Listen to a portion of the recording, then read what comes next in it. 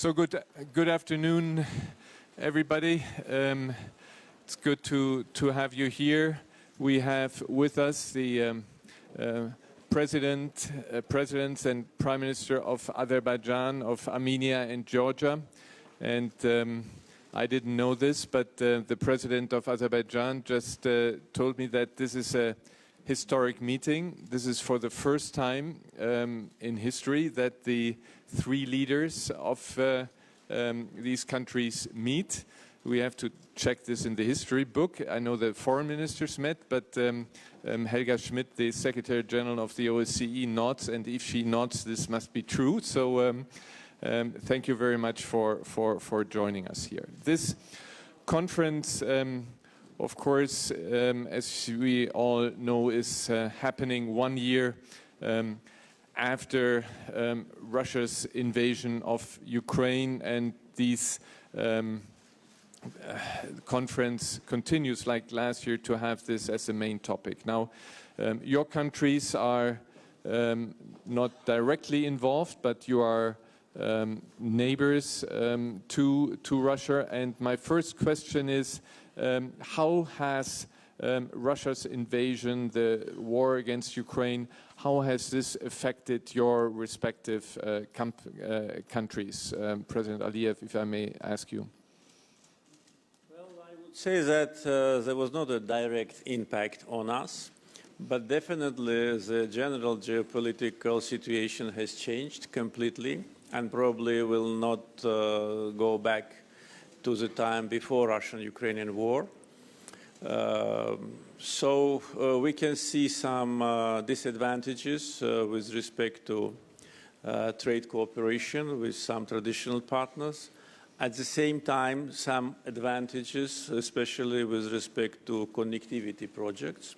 Azerbaijan for many years invested in creation of modern transportation and logistical infrastructure. And now the diversion of cargo transportation from Central Asia across Azerbaijan to Europe creates additional opportunities. But you know that we had our own war something more than 2 years ago, which lasted for 44 days.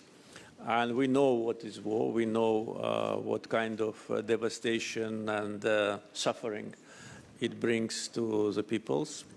Therefore, we, of course, want peace to be established in Eurasia. And I think that Azerbaijan and Armenia need to demonstrate that the transition from long-lasting standoff, mutual hatred, and hostility must end. We are now working on peace agreement between Armenia and Azerbaijan. Hopefully, we will conclude it sooner than later. And I think that could be a good example how countries which had serious historical disagreements can get together and turn the page of hostility. So that would be my answer. Thank you very much. And before I ask the Prime Minister of Armenia to respond to this, I would pass through Georgia. Georgia, of course, has these occupied territories, Abkhazia, South Ossetia. And what is the effect now for your country from the side of Russia? Are there still, how about the Geneva talks? Is there anything happening? How has this impacted you?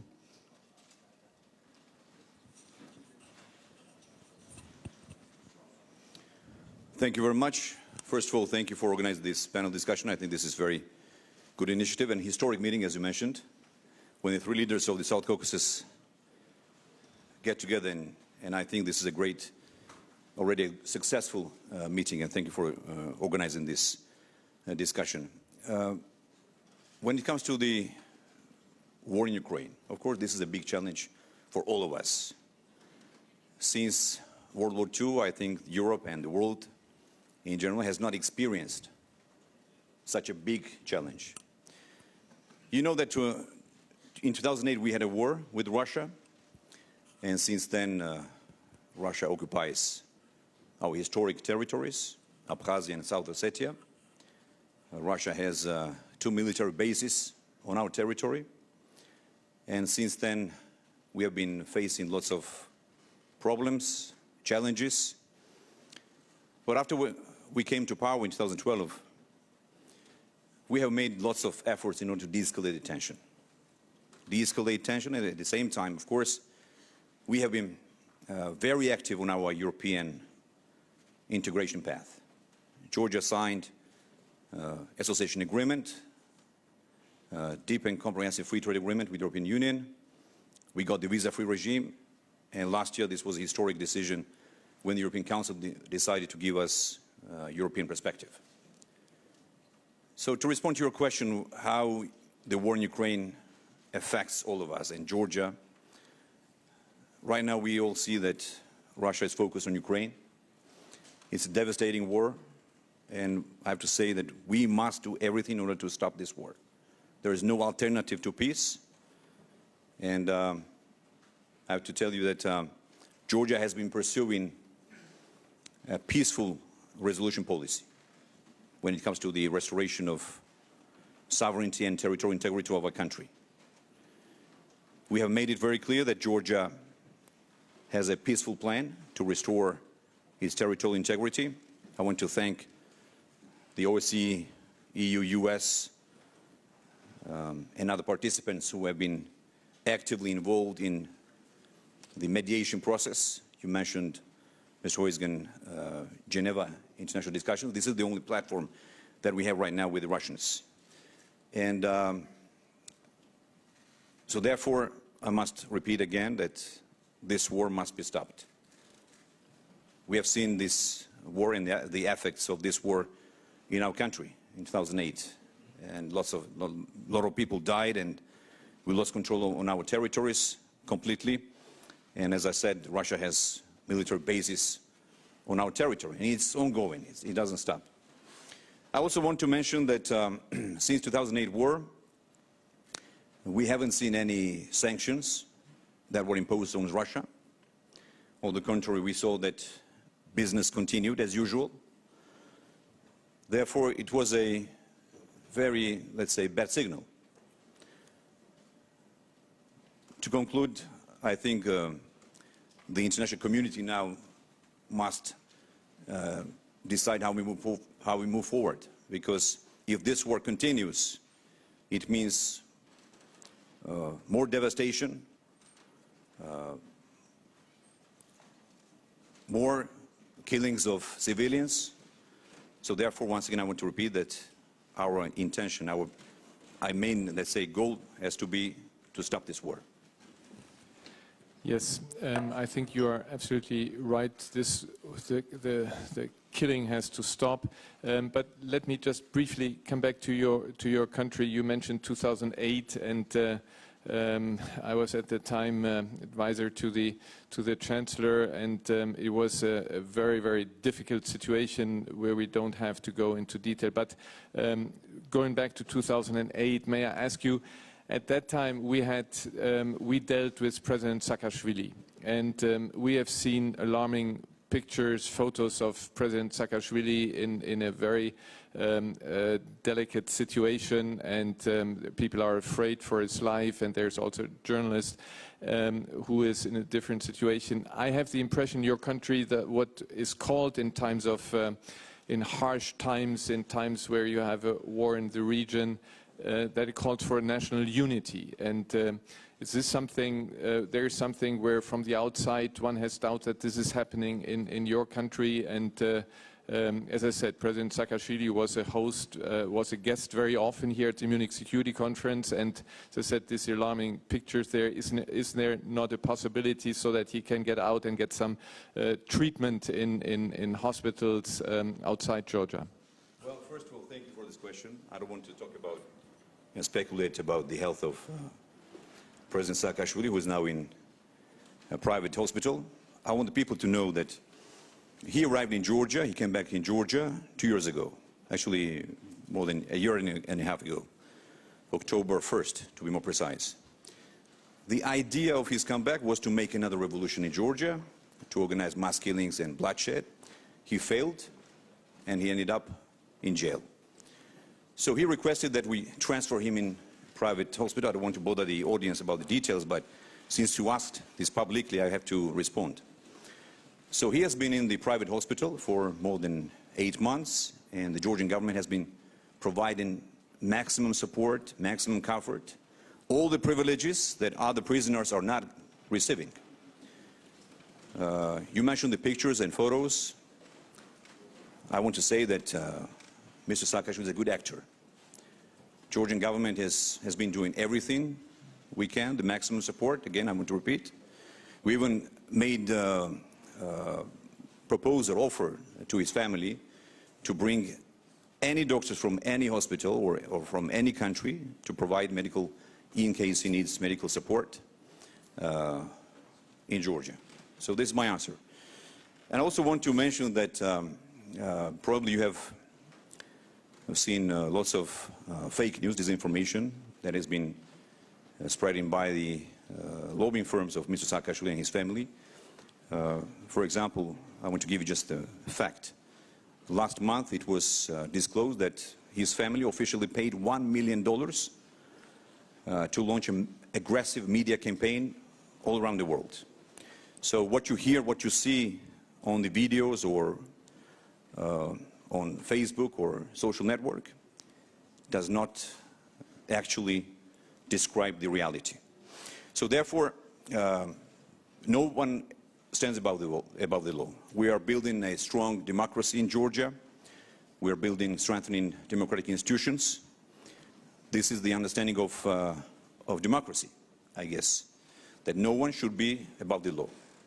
Saakashvili committed grave crimes, such as the killings of former banker Girguliani. This was a famous case. Beating up to death former member of parliament, and many other cases, seizure of private TV channel Imedi, for example. Plus, he added another crime, which is the crossing illegally state border. By the way, for your information, he spent 2 days in a container truck, refrigerator, when took a ferry boat from Ukraine, from Odessa, to come back to Georgia to do revolution. So this is the story. I didn't want to talk about this individual here at this panel to bother you all the details, but since you asked, Mr. Hoisgen, I want to respond about this. Yeah, I don't want to deepen into it, just a humanitarian appeal I would like to launch there. Prime Minister Phashinian, coming back to the question I asked at the outside also to President Aliyev, the repercussions of the war of Russia against Ukraine on your country. Thank you. I also would like to express my gratitude to you and for organizing such a format.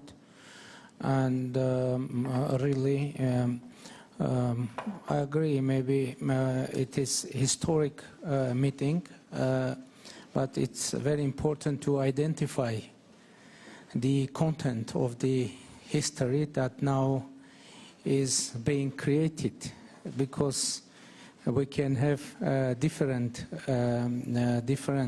outcome, consequences or results, and I think we need to be result-oriented, and that is our approach.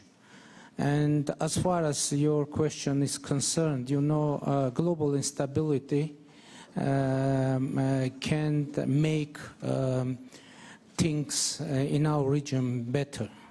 Because, you know, for a long time, all international attention is concentrated on Ukraine, understandably, and it creates new risks for our region. And it's very important to keep the international attention to our region as well, because I think there are many risks to be managed. What is our approach to this whole situation?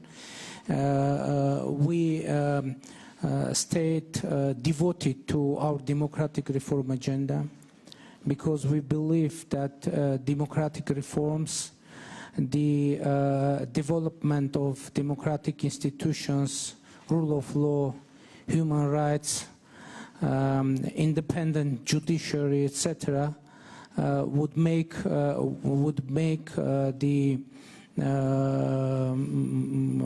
overall situation in our region better, and we think that it is a benefit for whole region for us to do part of our part of the job. Yes, thank you very much. This leads me now directly to the Secretary General of the OSCE, Helga Schmidt. Wonderful to be here in your hometown in Munich. Now, the OSCE is an organization where the 3 countries are member of. By the way, an organization where Russia is still a member of. What can the OSCE at this stage do to help also cooperation between the countries, to help to stabilize, to have the instruments that the OSCE has at its disposal at a difficult time for your organization? But what can you do to try to lower tensions and promote cooperation? Yeah, thank you. And I'm also very happy to be part of this meeting today. But I would, before I come to your question, Christoph, let me just say that we are also witnessing the impact of a horrible earthquake that is affecting Turkey and Syria. And I actually would like to start by paying tribute to all 3 of you, because you have been providing life-saving, very quick support. And I know, particularly I want to pay tribute to you, Prime Minister Pashinyan. I know your Foreign Minister was in Turkey, I think only a couple of days ago, meeting with his Turkish counterpart. And in the face of this tragedy, we actually may find a way to work together. And I think this is very important. But now, there may be no direct impact, as you said, President, when it comes to the war against Ukraine. But we know for sure is that there is really a very strong feeling of insecurity in the wider Black Sea region. And I think the only way forward is really keeping the processes, I agree with you, on the Geneva International discussions, dialogues, but also regional cooperation. The OSCE, and this brings me to your question, has a mandate to promote regional cooperation, also to promote trade links, connectivity. I think that's very important. Now, it's very difficult to build sustainable peace, reconciliation. There are outstanding issues that need to be addressed related to the border, missing people, detainees, also mines. So this is why it's very important to use all the means we have, also on confidence-building measures. For example, regional humanitarian demining efforts could be envisaged. We work a lot already with youth. Youth are the stakeholders of tomorrow, to bring together the leaders of tomorrow with all 3 countries. You will not be surprised to hear me say that women have to be part of all of that. But regional cooperation is important. I also am very supportive of the Brussels-led dialogue, I think, because it can deliver very concrete results, and also the implementation of the roadmaps agreed. In the end, it's about people. It's about conflict-affected people that deserve a better life for their future. Thank you. Helga, you mentioned also, Prime Minister Pashinyan, that you are helping in Turkey also now in the face of this horrible earthquake. Do you see a perspective that between Armenia and Turkey, what we have been looking for over many years, decades, that there is actually an improvement of relations? At some stage we were close to, again, getting rid of the blockade. And where do you stand there? Is there a perspective that out of this horrible crisis, this catastrophe, humanitarian catastrophe, something good may come out in your relationship? Thank you. Thank you. deciding to send humanitarian aid and rescuers to Turkey, we had humanitarian motivations only because millions of people suffered next to us. But in the process, we see quite positive reaction from the Turkish government, and if this step will have political results as well, it's better. But our initial motivation, purely humanitarian, and as we announced, we are ready to provide as many humanitarian support as it is in our capacities, and we are ready to do that. As far as political dialogue is concerned, to be honest, before earthquake, we had political dialogue through the special envoys. And I believe that in reality, this dialogue was very important. I mean, in the creating atmosphere where these decisions were made. And I believe that through this humanitarian conversation and communication, maybe the opportunities for concrete political decisions will be higher. Especially, Minister, you mentioned visited Turkey and some political arrangement were mentioned there, and we are ready to go forward because we believe that really the establishment of diplomatic relations with Turkey and the opening of our border would be very positive, not only in terms of our regional situation, but for international situation as well. Yeah, let's hope that this comes out. We had originally the Turkish Foreign Minister Çavuşoğlu wanted to come here, but of course, due to the situation in the country, he had to stay home. But let's hope that this will lead to something, because this border was closed for far too long, and we have to come also to improvement for the relations there. Now, let me come to the elephant in the room, if you allow me. This is, of course, the question that President Aliyev alluded to at the very beginning, the war that started, is it 2 years ago already? And we see a situation which is still very critical. We are not here to do any negotiations, but of course we are, when you look at it, the outside, the international community, we are concerned about the humanitarian situation, and one looks always, as we have been looking right now with regard to humanitarian aid to Turkey, we are looking at humanitarian steps. We see the Lachin corridor that is seen from the outside blocked, and we wonder, and maybe Prime Minister, you can tell us a bit about maybe efforts to have some confidence building measures there to see that somehow the situation improves. And we would, of course, all, and afterwards I would like to turn to President Aliyev again, we would, of course, like to see that through some small steps we come to a de-escalation and come closer to a resolution of this conflict. Thank you. You're right.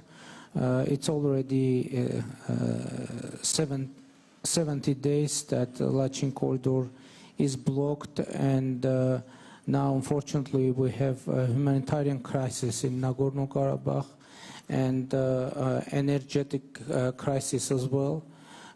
Because electricity supplies to Nagorno-Karabakh have been shut down, and the gas supplies as well have been shut down, and we counted, and during last 70 days the gas supplies were cut at least 10 times, and it is the problem that should be addressed. And our position is that in the Trilateral statement from the 9 November 2020, we have very precise provisions connected with Lachin corridor, and according to that statement, it is the obligation of the Azerbaijan and Russian peacekeepers to keep Lachin corridor operable. But now, unfortunately, we have a totally different situation. And I meant Lachin corridor as well, saying that international attention should be kept on this situation, because we are afraid that continuation of this situation can cause unturnable humanitarian consequences for Armenians in Nagorno-Karabakh. President Aliyev, as I said, we are not here. We cannot negotiate the substance of the agreement and how to come to a final conclusion. I think the President of the European Council has been working with you on this. We don't want to get into this. My question is just, do you see, because you were saying that we should use this opportunity now to come to a more stable situation. Can you do some humanitarian gestures so that this blockade is being stopped, and the people that, according to what the Prime Minister is just saying, are in Nagorno-Karabakh, are living in very difficult circumstances? Is there something you can do as kind of a goodwill measure, confidence building, so that talks have a chance to succeed in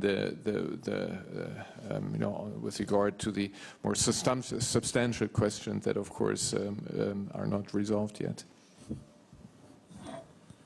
As far as we understand, and in our communications with our American partners and partners from European Union, and also as far as I understood from today's trilateral meeting with Prime Minister Phashinian, which was organized by Secretary Blinken, we have a common understanding that there should be a two-track approach to the situation in the region. First, Azerbaijan-Armenian peace talks track. Second, Azerbaijan's communications with Armenian population in Karabakh. Just for your information, the word Nagorno-Karabakh is no longer valid. This is actually the Russian word. Nagorno means mountainous. And in Azerbaijan, there is not such an administrative unit like Nagorno-Karabakh. Therefore, of course, I would like to ask our partners to respect the sovereignty and constitution of Azerbaijan. There is a Karabakh region of Azerbaijan where there is an Armenian population. So this two-track solution actually separates our talks with Armenia from our internal issues like our communications with Armenians in Karabakh. And also it was agreed with our international partners that there will be discussions on rights and securities of Armenian minority in Karabakh. And we are ready to do it, but with those representatives of Armenian community who lived, who were born, and who lived in Karabakh throughout their life, but not with a person who was exported from Russia to have the leading position in Karabakh. Maybe exported is not the right word. I would probably prefer the word smuggled into, because nobody knows how he emerged in Karabakh and how he is trying and achieving to go back to Yerevan, and from there to Moscow, and then back to Yerevan, and then to Karabakh. Only this fact demonstrates that there is no blockade. Second fact which demonstrates that there is no blockade is that since 12th December until today, when our activists from civil society came to the checkpoint, there have been more than 2,500 vehicles, including trucks, of Russian peacekeepers and the representatives of Red Cross. Almost 100 medical patients from Karabakh were taken by Red Cross to Armenia for treatment. So how can we call it a blockade when there is an open road? And if Armenians in Karabakh try to use this road, I'm sure no one will stop them. So this is important to understand the current situation. And also, in order to properly evaluate the current situation, we need to go back a little bit to the history. For almost 30 years, our lands were under Armenian occupation. Prime Minister Gharibaishvili mentioned that in 2008, after the Russian-Georgian war, there were no sanctions imposed on Russia. But I also can say that Armenia occupied 20% of Azerbaijan's territory, violated international law, did not comply with UN Security Council resolutions for 27 years, and no sanctions were imposed on them. And we always were asking for sanctions to Armenia to be imposed to avoid the war. We were waiting for Minsk Group to deliver result. We were waiting for Security Council of United Nations to respect their resolutions. But we thought that there is no movement, and there is a common understanding that this conflict is frozen. So we proved that it is not frozen.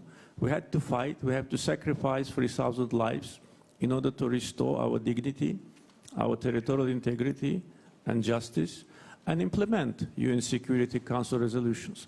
Therefore, we cannot take out of the context today's situation in Karabakh or our communications with the Armenian community there, and just forget about 30 years of occupation, forget about that the territory equal to the territory of Lebanon is totally in ruins.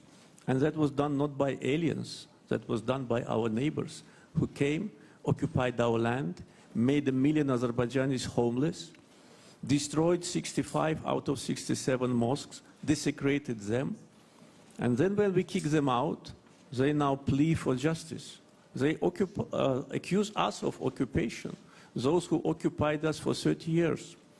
And also one thing is also should not be forgotten, that the Trilateral Declaration of November 2020, which Prime Minister referred to, actually de facto, is a capitulation act by Armenia.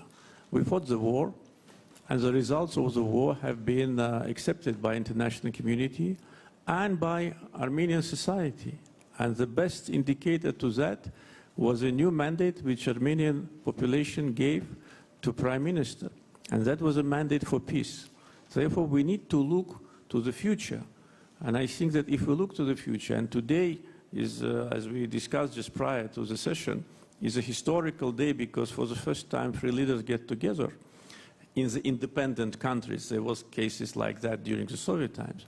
And we should not miss this opportunity. Karabakh Armenians are Azerbaijani citizens, a minority. Azerbaijan is a multi-ethnic country, and all minorities in Azerbaijan enjoy same rights and privileges, including cultural, linguistical, and any other, and also security.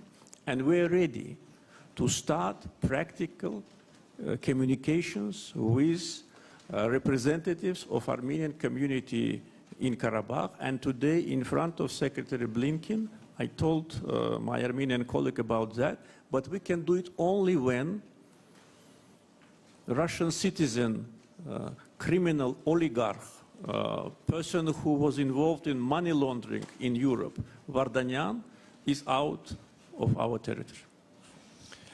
Now, as I said, we cannot replace negotiations here, but I would like to give the Prime Minister Phashinyan, a possibility to react to what he heard from President Aliyev. And then also I would like to give the audience, of course, a chance to ask questions and to the panelists. Prime Minister. Thank you. About Nagorno-Karabakh, you know, President mentioned trilateral statement, and on that trilateral statement we have provision, and we have Nagorno-Karabakh on trilateral statement, and we have signature of the President of Azerbaijan under this document. And we have Lachin corridor that should be freely operable. And by the way, according to that trilateral statement, out of control of Azerbaijan, and it is according to the signature of President of Azerbaijan.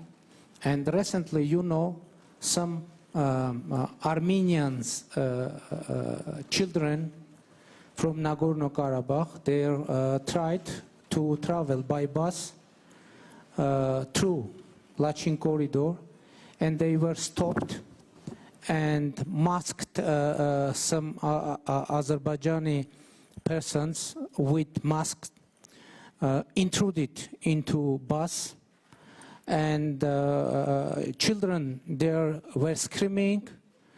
And that was the last attempt of the Armenians on Nagorno-Karabakh to freely commute through Lachin corridor.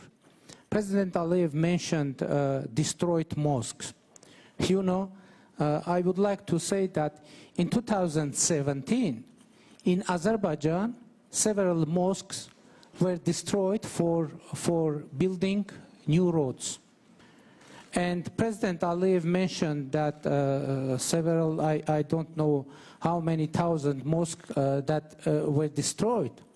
And by the way, in the Soviet time, and when in Azerbaijan, approximately 1,560 mosques were destroyed, and that it was the usual thing for Soviet Union. In Armenian in Soviet time, churches were destroyed, mosques were destroyed, and you know, Armenians of Nagorno-Karabakh, they shouldn't pay the debts from the Soviet time. And you know, it's very important. It is very dangerous narrative, because I'm afraid sometimes there is an impression that Azerbaijan want to give some religious context to this whole situation. It is very dangerous. There is no any religious context in the conflict, and the proof is that that we have very good. And by the way, in our country, we have Muslim minority, and we have in our country acting mosque, and that is the reality. And you know, the wording of Azerbaijan, what is concerning. Using the wording of such kind of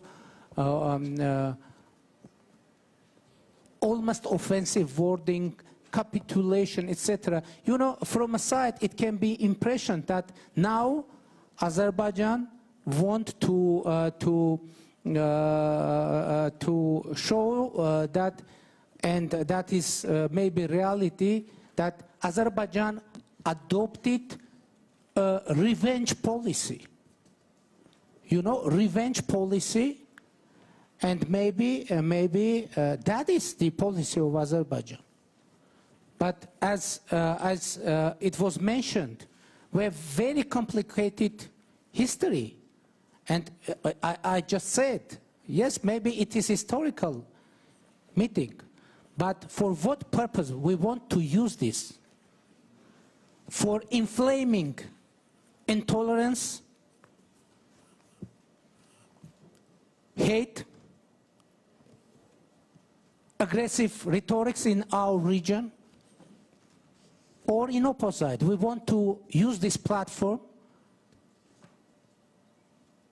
for making things better. We think that this platform vote to be used for constructive purposes. Of course, we can now tell many stories of enmity, but what is the meaning of our leadership? To deepen that enmity, or to use our capacities, our authorities, our mandates.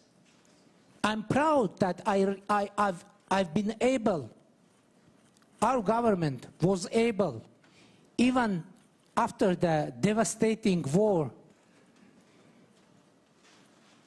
to have free democratic elections in our country that was worldwide acknowledged as free, democratic, and transparent and competitive.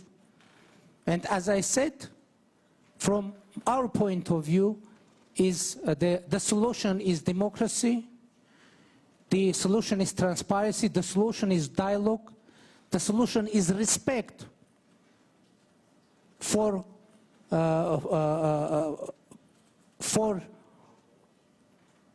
all countries in our region. And we are ready to work to that direction. Thank you. No, thank you very much. We will not be able to go any deeper into this. Again, my appeal is what I said at the beginning, that maybe this will help a bit to have some confidence-building measures, to see to it that when the Lachin corridor is used by children, to get humanitarian aid, to get have people travel there, that this is possible, so that people don't have to suffer from the political differences that subsist there. Also, that they have access to energy. So this is only the appeal we can launch here from this podium. Now we have a few minutes left, and I would ask questions there. This is a topic where you can have not ask questions but give a long statement. So I just warn, please, only short questions. Yes, please. Thank you very much. I'm Yulia Smilovskaya, Globsec Kiev office. My question I'd like to put with regard to one common denominator that would probably be much easier for the President and two Prime Ministers to answer with regard to Russia. So basically, have the situation, the war in Ukraine, which was unexpected to most of us, forced you to reconsider your perception of Russia, because right now it is saying that Russia has turned itself from the point of stability into the country of instability in terms of security. So in this case, I see a bit of developments on all the sides with all the countries. So the question to the Prime Minister of Armenia is, you mentioned a couple of times that collective treaty, security defense treaty organization is not very productive at the moment, and raised this issue that Armenia might be leaving it. So could you develop a bit more on these prospects? Then for the Prime Minister of Georgia, we reassessed the calculations about the potential strategic moves of Russia. While they are losing in Ukraine, they might be considering of making some blitzkriegs in the countries they consider much more vulnerable and easy targets like Moldova and Georgia, Do you see this threat for your country? And for the president of Azerbaijan, you mentioned these negotiations and talks with the participation of US as mediator. So it looks like Russia has lost this role with regard to Nagorno-Karabakh. Could you comment on that, please? Thank you.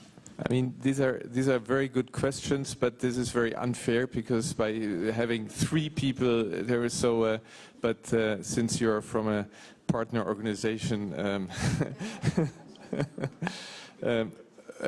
well, what choice do I have, Prime Minister? Well, you know, and it was public and transparent. We have some concerns connected with the CSTO, and we raised those issues with our partners, and actually we made it public, and we are working, and the concerns are there in the place, and we are working to address all the issues that and all the questions and concerns that we have. Thank you for the question. You mentioned about the threats that are coming from Russia. Well, first of all, I have to say that, you know, talking to our European friends, American friends, our international partners, everybody has the same position that we're not in a position now to say something more precisely, concretely, right? What will happen in Ukraine? Of course, the consequences, the results of this war will have impact on countries like Georgia, you mentioned Moldova. Let's be very frank, on the entire European security architecture, on the world. Because what Russia is trying to do now is they're trying to change the international order, rules-based international order. So I think what the experts have been saying to us, within 2-3 months we will have a clear picture about where we are. So you know about Georgia. Georgia is partially occupied, 20% of our territory is occupied by Russia. We experienced this war in 2008. We had indirect, let's say so, war in the beginning of the 90s when the separatists in Abkhazia and Ossetia were backed by the Russians. So we have a good experience. So therefore it's really hard to say what will happen. I think time will show us where we are now, where will be the world, the region, and Europe after Ukraine. So, but I have to repeat what I said in my opening remarks. There is no alternative to the peaceful negotiation and peaceful talks, because we have witnessed that nuclear war rhetoric has come back, which is catastrophic for the entire world, not only for Ukraine and for Europe, but for the entire planet, right? So therefore, we must expect that big players such as United States, China, Russia, European Union, will sit down and talk about the future of this planet. Because once again, the war is not a solution. Georgia is a small country with only 4 million population, again with our own challenges, but what we have managed to achieve in the last decade, this is the only peaceful period, this 10-year period, when we have been in power. We ensured peace and stability. This is what people need. We need peace, stability, and prosperity. So by war, we cannot achieve prosperity, we cannot achieve stability. Thank you. And President Aliyev. We have several platforms to address issues related to normalization of Azerbaijan-Armenian relationship. One of them is so-called Brussels format, and yesterday during the meeting with the President of European Council, Mr. Charles Michel, we once again reconfirmed our commitment to the Brussels process. Today, during the trilateral meeting hosted by Secretary Blinken, we also discussed Brussels process as a trilateral format. And I think there is a common understanding that this is only trilateral. EU, Azerbaijan, and Armenia. There is certain legacy from the so-called former Minsk group, which already retired and actually do not exist, maybe exist only on the paper. Therefore, the former co-chairs of the Minsk group, which actually did not deliver any result for 28 years, they still have some leverage on the situation. Therefore, we have a platform which is hosted by United States, by Russia, and now by European Union, but no longer by France, because of one-sided pro-Armenian position of the French government. And it is clear that when you are a mediator, you cannot take sides and you cannot demonstrate that you take sides. So this, I think, is the answer to your question. And above of that, I want to say that whoever will help both countries to come to an agreement, of course, will have the champion's medal. But with respect to the peace talks, you know, we can understand this position, but judging from our experience, I can tell you that peace talks sometimes last too long. We had peace talks for 28 years. Can you imagine, from 1992 until 2020? And if we did not resolve Karabakh conflict on the battlefield, these peace talks would have continued for 28 years more. It was absolutely acceptable to Armenia because they wanted to seal the situation, to keep our lands under occupation forever. It was acceptable for Armenian friends in different parts of the world, but it was not acceptable to us. And we were preparing. We were mobilizing our efforts. We were growing new generation which came and liberated the lands which they have never seen because they were young, as they were not even born when Armenia occupied our land. Therefore, peace talks, yes, I am not against, but you have to restore justice by force, and this is your legitimate right. This is right given to you by Chapter 51 of United Nations, and we use that right, and we fought on our territory. Our war was war of liberation, and that's why it was a just war. Our war was not a war of occupation, and that's why we didn't have a single one from our army who left the battlefield. For 44 days, when our cities and villages were shelled by Iskander missiles, no one left the battlefield. In Armenia, there have been 11,000 deserters. Why? Not because they were losing on the battlefield, because their war was occupational war. There was no motivation for people who were born in Armenia to go to Azerbaijan and to fight for the land which do not belong to them. And what we've seen as one of the results of our liberation war, the main factor is motivation.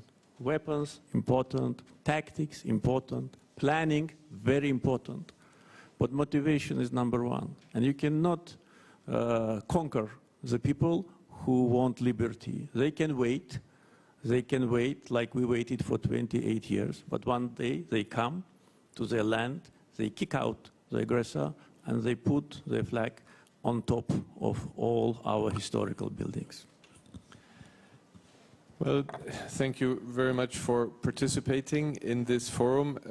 We did not have, of course, the expectation that we would solve the issues that are unresolved until now. My appeal again to all of you, to all three of you, to look at humanitarian gestures that you can do to improve the situation of people, independent then of, with regard to Armenia and Azerbaijan, of these talks. And I hope that these talks under the auspices of the European Union will yield a lasting success. And then I propose that in a year from now we meet here again and see where we stand. So thank you very much for participating, and thank you very much Helga, for continuing to work on the one way forward, confidence building measures, OSCE measures where you can work together. So thank you very much.